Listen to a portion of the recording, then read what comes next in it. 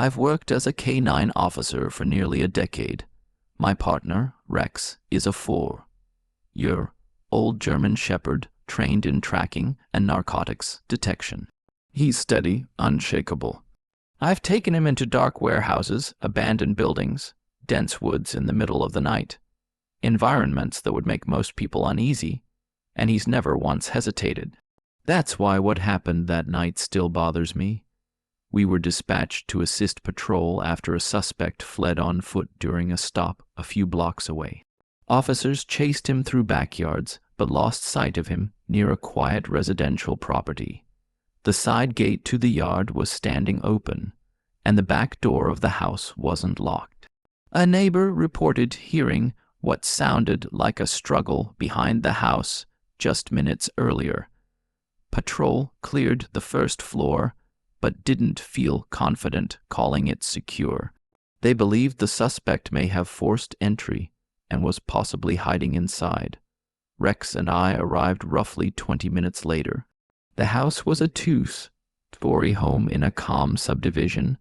From the outside, nothing looked disturbed. The officers briefed me quickly. No visible signs of forced entry in the front. No obvious damage inside. Just an open rear access point and a suspect who disappeared within yards of the property. I clipped Rex onto a short lead and gave him the command to search. He moved with purpose, pulling slightly ahead of me as he checked each room downstairs. Living room clear, kitchen clear, laundry room clear. Then we headed upstairs. The second-floor hallway was narrow, lined with 3 bedrooms and a small bathroom at the end. The air felt stale. No breeze, no open windows. According to a neighbor, the homeowners were out of town, which explained the stillness. We cleared the first bedroom, then the second. Rex suddenly shifted his focus toward the bathroom at the end of the hall and pulled me in that direction. The bathroom looked normal, clean, undisturbed. I scanned it carefully while Rex worked the perimeter, along the vanity, across the tile floor, around the tub. Then he stopped. His entire body stiffened. His ears snapped forward. A low growl vibrated from his chest. But he wasn't looking at anything inside the bathroom. He was staring out into the hallway. The growl intensified, turning into sharp, aggressive barks. He was locked onto something I couldn't yet see. I stepped backward out of the bathroom, my pulse quickening. "What is it?" I muttered under my breath. That's when I saw it. At the far end of the hallway, near the last bedroom door, a tall, dark figure stood completely still. It wasn't moving, it wasn't speaking, and it definitely wasn't one of our officers. I knew everyone on scene, and no one had come upstairs. If they had, they would have announced themselves. I identified myself loudly. "Police Department, K-9 Unit, show me your hands." No response. I tried again. "Who's there?" Nothing. Rex began pulling backward, not forward. In all my years with him, I had never felt him retreat from anything. The figure turned slowly and stepped into the bedroom at the end of the hall. I drew my weapon and radioed downstairs that I may have located the suspect in the rear bedroom. Backup started moving up the stairs. I urged Rex forward. He resisted every step. He looked back at me as if confused, almost pleading. When we reached the bedroom doorway, he planted his paws and refused to cross the threshold. I stepped in first, weapon raised. The room was empty, completely empty. Just a bed against the wall and a dresser across from it. Backup arrived seconds later. We searched thoroughly under the bed, inside the closet, behind the door. We checked for attic access, crawl spaces, hidden panels, anything. Nothing, no open windows, no secondary exits, no hiding place. Rex never entered the room. He stayed in the hallway, watching. One of the other officers tried encouraging him inside. He wouldn't budge. If Rex hadn't reacted the way he did, I might have questioned my own sanity. After nearly 20 minutes of searching with no results, I told the team I needed to get Rex outside. As we walked away, He kept glancing back toward that bedroom. The moment we stepped into the night air, he relaxed slightly. Back in his crate, he curled up immediately, but he wouldn't look at me the way he usually does after a job well done. Patrol cleared the scene shortly after. I've replayed that hallway in my mind more times than I can count. I believe I saw someone. Maybe it was the suspect, but I can't explain how they left that room. And I can't explain why Rex, a dog who has chased armed fugitives without hesitation, refused to step inside. He's never reacted that way before, and never has since. In my department, almost every officer has one call they can't explain. That one was mine. When I turned 21, I joined a small town police department out in the middle of nowhere. I won't name the town, but it was the kind of place where everyone knew everyone. I was young, had a family to support, and needed steady work. The department needed officers. The timing lined up. As the new guy, I was assigned nights 6 p.m. to 6 a.m. Some of the older officers joked that rookies always get the worst shifts. Honestly, I didn't mind. I've always preferred the quiet of nighttime.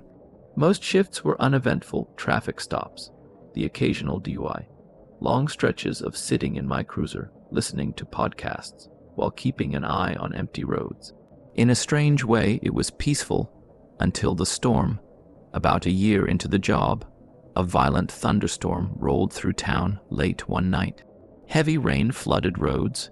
Winds knocked out power across entire neighborhoods. Around 2 a.m., dispatch crackled over the radio. Claire, our dispatcher, sounded unsettled. She said a man had just called claiming he'd been kidnapped and was being held inside someone's house. Before she could get more information, the call disconnected. When she tried calling back, no answer. The address popped up on my cruiser's computer. I was about 10 minutes away, closest unit. I radioed that I was en route and requested backup. Another officer, Chris, also fairly new, responded that he was 5 minutes out. Before signing off, Claire hesitated. Then she added something that made the hair on my neck stand up.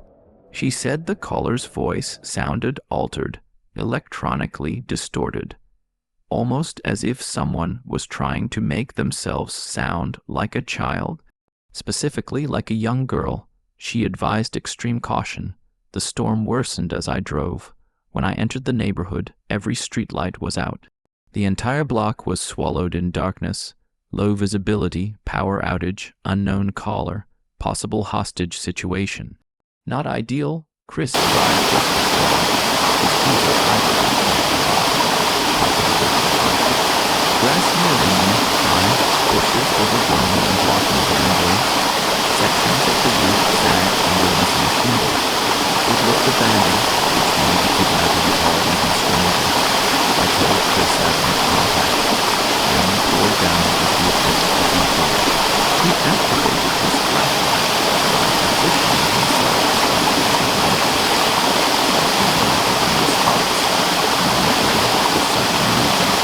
I rang the doorbell and waited. Footsteps approached from inside, then stopped. Silence. I felt that sensation in my head. My eyes drifted to the peephole. Just as I focused on it, a shadow shifted away from the glass. If you're inside, we need to speak with you, I called out. Opened the door. More hesitation. Then the lock clicked. The door creaked open about a foot. A man in his early 30s peered out from the darkness. Overweight, thinning hair, thick glasses. His eyes didn't match his confused expression. I informed him we received a distress call from this address. Someone claiming they'd been kidnapped inside the home. He blinked, acted puzzled, said he had no idea what I was talking about. And that's when the real unease began. The man apologized quickly and claimed it had to be an accidental call, a pocket dial. I asked him something simple. If it was a pocket dial, How do you explain the voice we heard? For a split second, his eyes shifted away from mine. Just a flicker. Then he shrugged and said he had no idea what I was talking about. I asked if anyone else was inside the house. No, I live alone. I told him, for everyone's safety, we needed to step inside and make sure everything was okay. Not without a warrant, he replied. Fair enough. I walked back to my cruiser and contacted dispatch. Within minutes, the on-call magistrate approved a telephonic warrant. It was emailed directly to the system in my vehicle. I returned to the front door and showed it to him. His hands were trembling when he opened the door wider. The moment I stepped inside, the smell hit me sour, rotten, heavy in the air. My flashlight swept across a hallway ahead and a room to the right. The room looked like a living area, but it was filthy. Piles of clothes covered the floor. Dirty dishes stacked everywhere. Insects crawling across surfaces. A stained couch sagged against the wall. I'd seen homes like this before, usually tied to drug abuse or severe mental health decline. I glanced back at him. He shifted nervously. As I stepped into the hallway, my boot nudged something plastic. I looked down, a bright pink dollhouse. I recognized it instantly. I'd bought the exact same one for my daughter the previous Christmas. You said you live alone. I said, you have kids. No, sometimes my nieces visit. I keep toys for them. Chris and I exchanged a look. No responsible parent would send their child into conditions like this. I gave him one last chance. Is anyone else here? He insisted there wasn't. I moved down the hallway. He tried to follow. Chris grabbed his arm and ordered him to stay put. 2 open doorways sat on either side of the hall, and a closed door at the end. I checked the first room. More toys, diapers, children's clothing. In the far corner, a dark human-shaped figure sat hunched in a rocking chair. My heart slammed as I drew my weapon until I realized it wasn't a person. It was a doll, a life-sized doll, dressed in women's clothing. On the bed beside it were neatly folded stacks of women's outfits, arranged carefully by color. The rest of the house was chaos, but this room, organized, intentional. It felt wrong in a way I can't fully explain. All clear, I called out, though my voice sounded tight. The second bedroom was empty. I reached the final door, likely the basement. From behind me, the man suddenly spoke. Maybe you want to check upstairs first. No, I replied. We'll start here. His tone shifted from nervous to desperate. Chris had to physically hold him back as I turned the knob. The door opened with a long, shrill creak. Wooden stairs disappeared into darkness. I aimed my light down, catching only the bottom landing and scattered clutter. Then I heard it, a metallic rattling sound from deeper inside. I've got movement. I called back. The man began apologizing over and over behind me. That confirmed it. Someone was down there. Each step groaned beneath my weight as I descended. The rattling grew louder. I reached the bottom and scanned the room. Boxes, old furniture, shadows. Across the basement was another closed door. That's where the sound was coming from. I drew my weapon and ordered whoever was inside to come out slowly with their hands visible. The rattling stopped. I repeated the command. Nothing. I moved carefully across the basement, weaving between obstacles, keeping my sights fixed on the door. When I reached it, I positioned myself to the side of the frame. I turned the knob and swung it open. I was ready to fire if necessary. Nothing happened at first. Then I aimed my light into the room. What I found in there I won't describe in detail. But I'll tell you this. A man in his 40s had been held captive in that basement for nearly 2 years. A father, a respected member of the community, reported missing, presumed dead. Earlier that night, the homeowner had brought him food and accidentally left his phone behind. The victim managed to activate voice command and dial 911. When we arrived, he'd already been restrained again in a way that prevented him from yelling for help. When I ordered him to come out, he froze, not because he couldn't move, but because he was terrified I would mistake him for the threat and shoot. We arrested the homeowner immediately. The victim was transported for medical treatment and eventually reunited with his family. No one was physically harmed during the rescue, but one detail has stayed with me. Dispatch told us the caller's voice sounded digitally altered, like a young girl. The only explanation that makes sense to me is this. After being forced to speak in a certain tone for so long, that's the only way he knew how to speak anymore. And if that was true, what else had he been forced to endure? I've worked patrol for over 8 years now, mostly midnights. After a while, calls blur together, domestics, Deweys, break-ins, overdoses. You respond, separate people, write reports, maybe make an arrest, then move on. But a few calls never leave you. This is one of them. It was late October, around 2:40 in the morning. Dispatch sent me to a 911 hang-up. A neighbor reported hearing a woman screaming for help inside the house next door. By the time she called, the screaming had stopped. The address was in a quiet residential neighborhood, the kind where nothing ever happens. I was 5 minutes away. When I arrived, the street was silent. Light rain had started falling, reflecting off the pavement under the streetlights. The house in question was dark, no visible activity. I parked down the street and approached on foot. As I got closer, I noticed the front door was slightly open. That changed everything. I radioed dispatch advising I had an open door and requested backup. Nearest Yoon, it was about 10 minutes out. I stepped onto the porch and listened. Nothing but rain. I knocked and announced myself. No answer. Given the report of screaming and the open door, I had exigent circumstances. I pushed the door open and entered. The living room looked normal, clean, no signs of forced entry, no overturned furniture. I cleared it, then moved to the kitchen. Counters were tidy. A glass of water sat on the table. Someone had been there recently. I called out again. No response. I moved down the hallway. Bathroom clear. Guest room clear. At the end of the hall were stairs leading up. As I stepped onto the first stair, I heard it. A faint shuffle above. I drew my weapon and continued up slowly. 3 doors upstairs, 2 closed, 1 partially open at the end. As I reached the top, I heard another soft movement from that direction. I announced myself again and pushed the door wider. The bedroom looked mostly normal, except for one detail. A lamp had been knocked onto the floor. The bed sheets were partially hanging off. Something wasn't right.